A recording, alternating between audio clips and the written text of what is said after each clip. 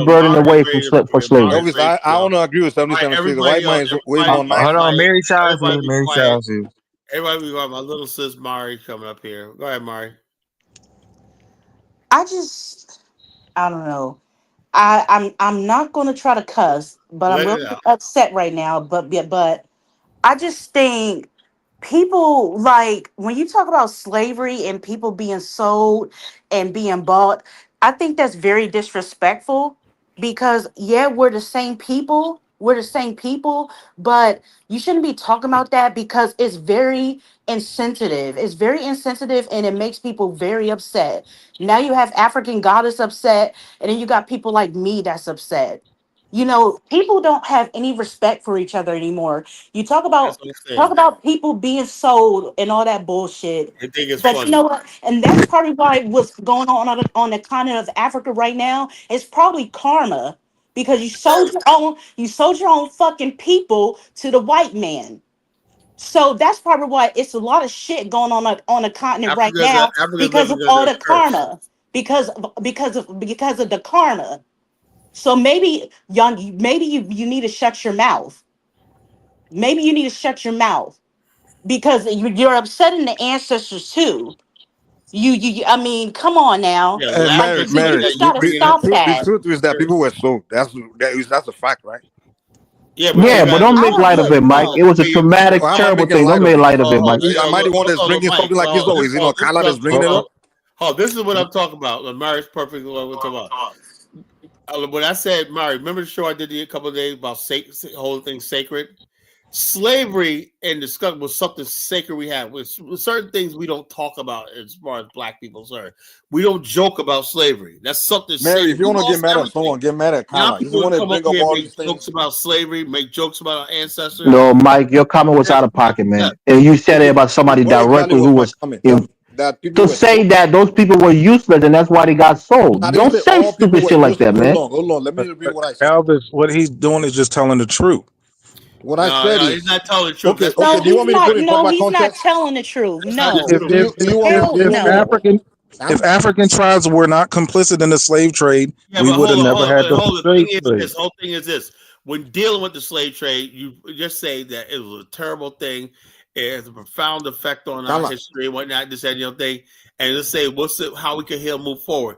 But you sit there and make jokes about it. I'm telling you right now. I Who's don't want to making hear joke? that Who again. make joke? Kala, who I make don't want joke? to hear you got this laughing and stuff like that. Who's Is not laughing? when you talk about our ancestors Kala, and don't try whatnot. to play You gotta be victim now. something. You're the one that always When bring you this talk crap about up. slavery, Mike, it has to be something solemn and serious. That's a tone you should have. This That's guy, you being full of shit, man. respectful. It's like You would But bring up it's like you found something. out somebody died and whatnot, and you're cracking Yeah, jokes. Mike. I mean, people but suffer, man. but People but suffer but for but, but generation, bro. Elvis, Can you tell me a even joke that today, crack Kala, please? Elvis, even today, there's still slavery in Libya, No, Libya, look, bro. and Take a pause. Take a Not chill over pill, here. bro. We're No, talking about I'm not something talking about. I'm serious talking and about sensitive our here, man. ancestors that Don't make light of can't it, man. defend and themselves. and and no and no and not only that, it's crazy because of what our ancestors went through, where babies were sold for gator bait to gators for gator bait and stuff like that. Our ancestors hung on the trees, and then you have a right to talk about us being sold. No, I don't think so. I didn't talk of you, man. I didn't talk of everybody. I'm not gonna be quiet anymore. No, but Because Mike, I'm No, Mary. usually I'm neutral. I try to be neutral between Africans and African Americans, but no, I'm tired of it now. I'm tired of the slick jokes about African Americans. I'm tired of the slick jokes about Africans too. I'm tired of it all. So It's I'm kind of like tired you need of to it talk to all. him. The host, No. man. He's the one presenting the Mike. show. I don't agree with you, Austin, but I like you, Mike, as my African brother. I'm telling you, what you said was out of pocket. As an What African do you, man, wait. saying Elvis, that people were useless and that's why they deserve to get sold into slavery, that was out of pocket, bro. hold on. Let me put it in proper context, right? I didn't say everybody that was so. Hold on. You see, here's the problem. Colin, here's the problem. You never let someone talk, man. I never said everybody that was sold was useless. I didn't say that. That's not my statement. What I said is, in my kingdom, there were people, they were big that the kingdom got rid of because they, and it's a fact, it's the statement of fact. Go read about my kingdom. People that were committing rape, like atrocious crimes, where we usually send them on X. Hold I on, don't believe in that. I don't believe that. go read all the history. That's not what you Hold on. said, Mike. Go read all the That's not history. what you said. Can I Those are land? not the Can I get words you across? Can I used. get across? Hey, let DK talk. Let DK talk. Can I get across, please? Can I get? Let DK haven't talked in an This hour. is a statement of You know how fact that bad slavery was. And this guy's spewing I this said bullshit. within my empire. I didn't say Hey, all Slavery people. was so bad that Africa that region And had people Kala is went likely to one of those coastal people that came from cities my and that empire. They to was escape the can slave. can Yeah, I y'all saw let DK? that. It was Can hell. y'all let DK I never talk? said everybody in Africa that was Nah, sold. let Mike get a chance to rectify what he Exactly. said We because never let me rectify. people are That's gonna why people hear take this me out and of they're gonna be context. mad at him. So let him rectify it. Go ahead. Exactly. That's why people misunderstand what I said. What I'm saying, if you go read the history of where I'm from, where people that the kingdom used to get rid of were people that commit, maybe they rape a baby or do something very atrocious or commit mass murder or something like that. The kingdom usually send them on exile. But when slave trade started, the slave merchant used to say, okay, these people we send on exile, just send them to us. So those people we send them on exile and we usually regard them as useless people, So that's what I meant. So I didn't say everybody that was sold in Africa. Obviously, most of you guys didn't come from where I But came even from. in that same vein, Mike, there were innocent people who were sold into slavery Most who of were you not guys, criminals. most people that were sold probably were sold for different reasons, maybe from different kingdom, So, like in Ghana and other places. So I was referring to Kala, like, hey, when I use the word useless, I was just roasting Kala. That hey, if you're useless, that's why we got rid of you. But I didn't say all people. So the whole So it thing was is, Kala that I was whole thing referring to when I used that word useless, because like I said, Kala that is always is insulting such me, and a I usually want to get back at him. So such it a. was Kala It's that I just was like directing you know, that Okay, statement. okay, Mike, if you don't mind, what's your kingdom? Is it your kingdom? Is that your people? Is that where you come from? Don't worry what my kingdom is, man. No, Okay. hold on. Let me say this. You know what it sounds like? It sounds like a guy who says, "Yeah, I raped that girl.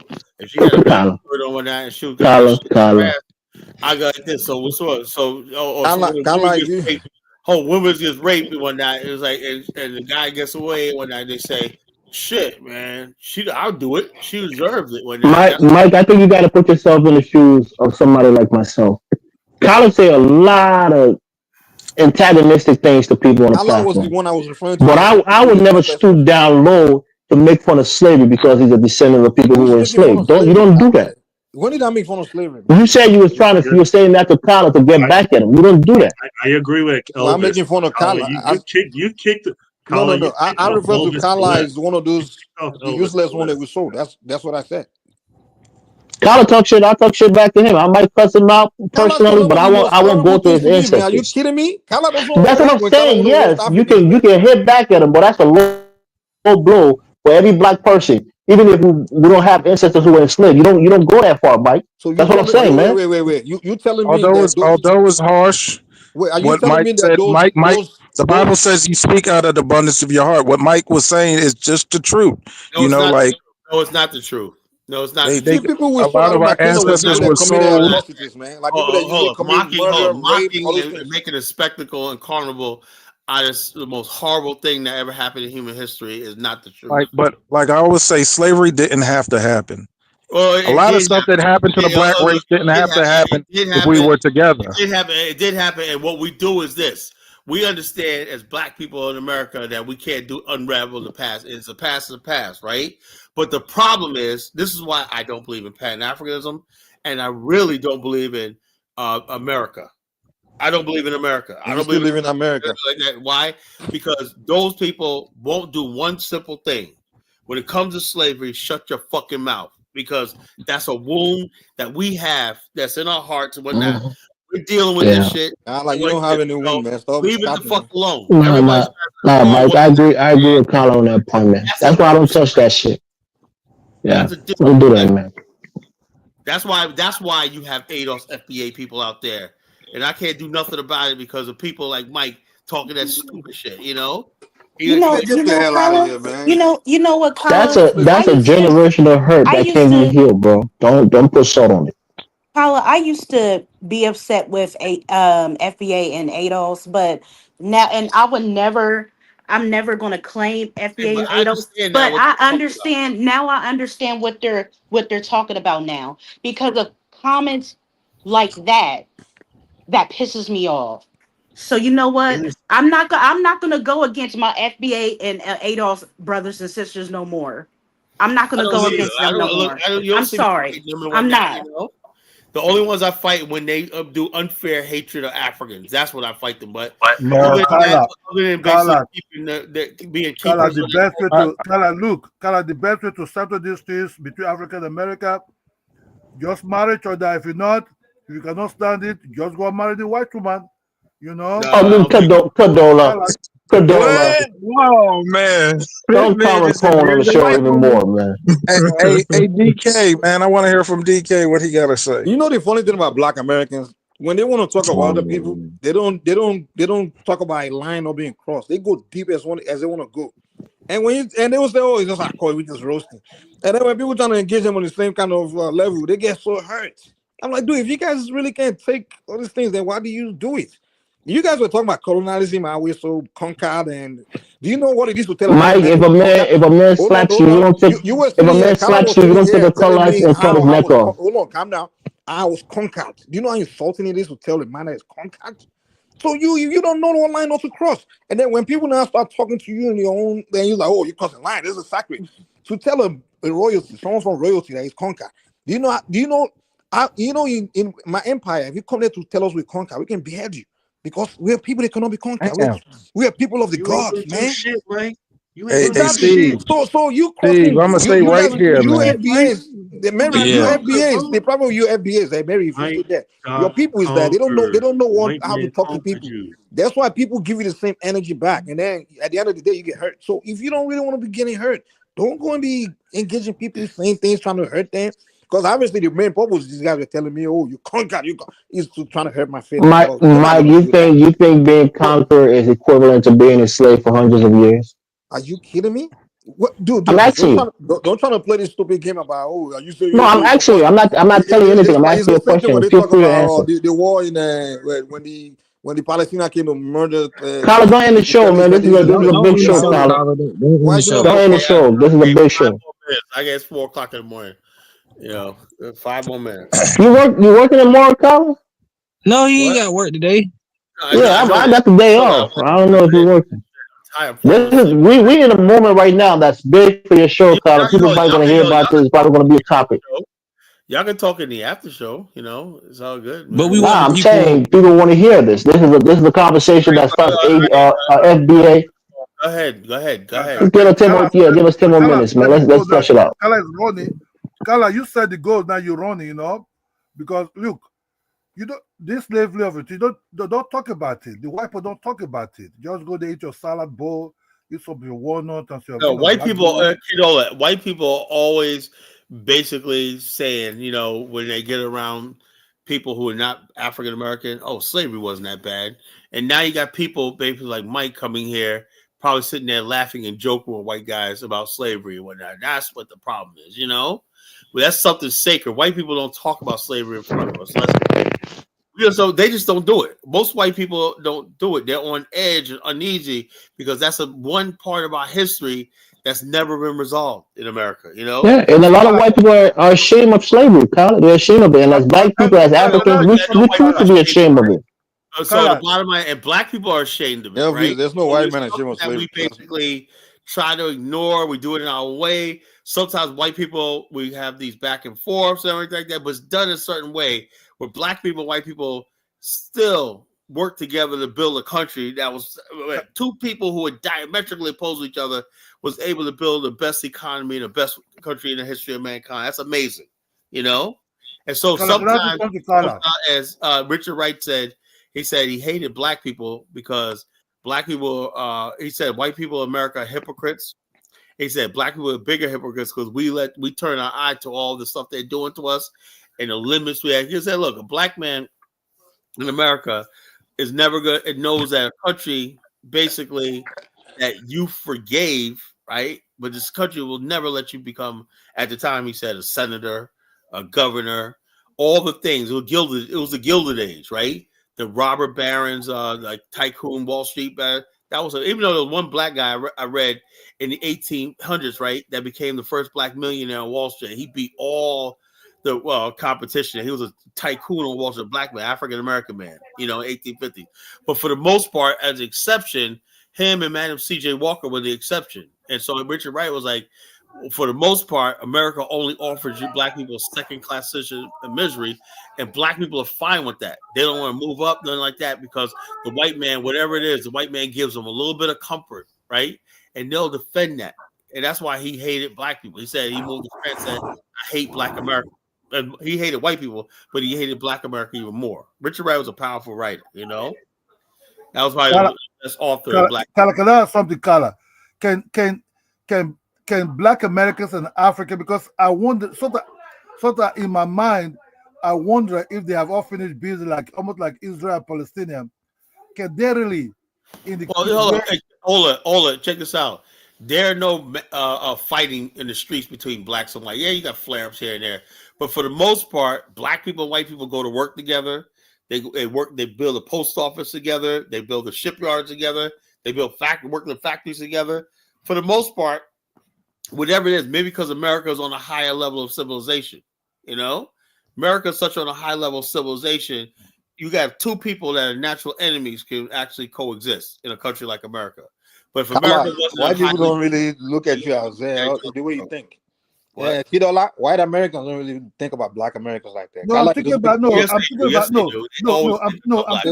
They don't regard you as a rival. They don't see you as rival. The people they see as rival are more like hold on. White men think that every time you see a black man in America, something that he's after. He thinks black people after his job, his position. That's not true. That's not true. And he also thinks every black man after his woman. That's not true. I'm like, you're white man's more concerned about. He's more concerned about Asians and. You don't hold anything. And Indians after his job. They don't care about Black Americans. They don't care about that. They didn't start a war with Asians, and so the Asians were invited in America. They were invited here. You know, white Americans don't really think about Black Americans. Like Black America is the only group of people that were brought here against their will, and white people never forgot that. You know, that's not true. Majority of white Americans. Hold on, we came here against our will. Majority of white Americans. White America basically don't regard us like other people. Like you want me to tell you the truth? Hold. We're this separate entity in America that they can't deport and they can't do nothing about. Want me to tell you the truth? Majority of white Americans came to America after slavery, so they don't think about slavery. They didn't. You know, they don't. Most white Americans don't even relate to that slavery. The Anglo-Saxons are still but they're not majority. No. Those that were here. That's true, Carl. That's true. They're the hillbillies you see today, and they live in the mountains. You talk about places like New York. They're the hillbillies that live in the mountains. Most of the whites, Pennsylvania, in New York is Italian. These big states right here. You kidding me? You know, the white people in New York, they're mainly Italians and Jews. That's true, Carl. Most white people came here after slavery. Exactly. Most white people came here after slavery. They don't relate to that stuff. The only people that came here after slavery were the Italians. It's a lot. Majority of them, including many even the Anglos. The Irish came here in the 1840s. You know, do you know during slavery there were more black slaves than the owners? No, there were not no black slave owners. There were more slaves. That's not what he said. He said it was more black people than like slave owners, which is true. The record is there. Yeah, there were more slaves than the owners. Yeah, during slavery. Majority of white people in America migrated here after slavery. They don't. Many of them don't even have. South Carolina. It's not part of their history. They don't know none of that. Most white people we talk in America will tell you that. They will tell you which part of Europe their people migrated from not too long ago. The ones that were here during slave era, they're the one that became the hillbillies in the mountains. No, they weren't. Those are your Vanderbilt, your people like that built the J.P. Morgans. Those people right there who built America. The Anglo-Saxons. Those guys, I think those they not no hillbillies. The only ones that are maybe. Like I said, Mike don't know this country, right? Bro. You go to any state, coast to coast, all the institutions, you know, all the universities were built by the white Anglo-Saxons, the slave owners, right? Their statues, everything, all along the coast of America. But Carla, back in the day, most white people couldn't even afford to own slaves. So they benefited from a system. The fact of the matter is, Carla didn't spend time around white people. Slavery gave all white people a place in the world which they know they could never go beyond, because they had people on the bottom that did all the dirty work, all the hard work, and everything like that. So this idea of trying to forgive the white man for slavery is no one is saying that. What I'm saying, what I'm arguing against is you're saying you have this rivalry between white Americans. I'm not saying a rivalry. You I think Kido like saying that you guys have these Palestinians. What I'm trying to say, hold up, Israeli. Hey, hold up, Mike. Listen to me. is that they are one people, we are another people. You know, we're not. I know. That's no. This idea. Hold on. Mike, calm down. When you come here, you're coming here to kiss their ass. We don't have to do that. Black No, Americans, we don't have to do that. the thing is, you have a slave mentality. You believe any black I don't man. have a slave mentality. Let me say, because you believe the only relationship a black man and a white man can have is a black man kissing a white man's ass. I am not going to. That's a slave mentality, Carla. When you see an African and a white man hanging out, somehow you assume the African is kissing his ass. Bow down to them. Look, the bottom line is this. Carla, there's no African, there's no one buying out to any white man. I am not going to let their people off the hook. Carla, let me kill. Hey, Mike, your problem is you believe the only relationship a black man and a white man can have I am not going to let the slave master. I'm sorry, it's not going to happen. You telling me never that let the white man off for the Ma'afa. I don't care what you say. The stuff that the diaspora had to I'm not. That's not what I'm even saying. I'm not saying whether you let anybody off. White man. So first of all, you can't even do anything to a white man, so that's not even relevant. Do you know what our people had to go through during the Ma'afa? Are you so what does that have to do with what I'm saying? What does that have to do with what I'm saying? Never let them off the hook. Kyle is 1,000% right. First of all, you can't do anything to white men, so it's even irrelevant. Our kids gonna learn about the Ma'afa, and okay, that's fine. What does they got to do with what I'm saying? Because those are our open enemy. They made that clear. You may have a different perspective on white people because they're from Africa. Yeah, I mean, Mike, you seem to show no remorse. You seem to show no remorse about what happened to these people. Kwame from Jamaica is a part of the ancestry of those who were enslaved.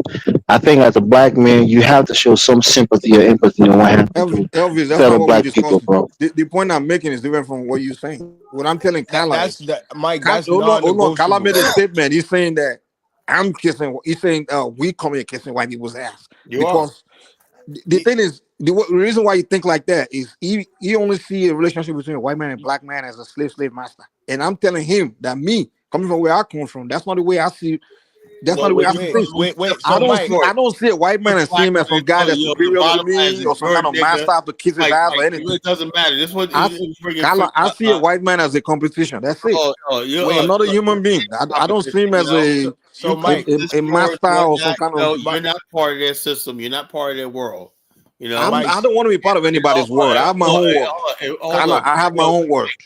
Donald Trump is going after naturalized citizens. Who gives a shit what he does, man? So hey, I don't want to lose you. You could be on the. I don't give a shit what they do. Anybody should do what they do. Stop capping. You know if Mike got deported, you wouldn't care. I wouldn't care. I'd be upset, man. Really. Kyle, can I just make this one point?